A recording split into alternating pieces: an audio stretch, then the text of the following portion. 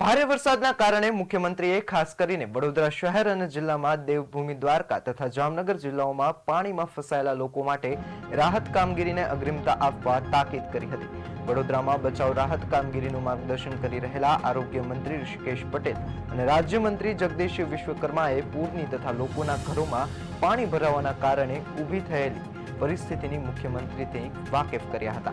મુખ્યમંત્રીએ આ સંદર્ભમાં કહ્યું કે પૂરમાં જે લોકો ફસાયા છે તેમને પાણી ઓસરતા સુધી ફૂડ પેકેટ, પીવાના પાણીના પાઉચ તેમજ આરોગ્ય રક્ષક દવાઓ પહોંચાડવાની વ્યવસ્થા રાજ્ય સરકારની પ્રાયોરિટી છે। એટલું જ નહીં, અસરગ્રસ્ત જિલ્લાઓમાં જ્યાં સુધી વીજ પુરવઠો ખોરવાયો છે તેને પણ ત્વરિતે પૂર્વવ્રત કરવામાં આવી રહ્યો છે।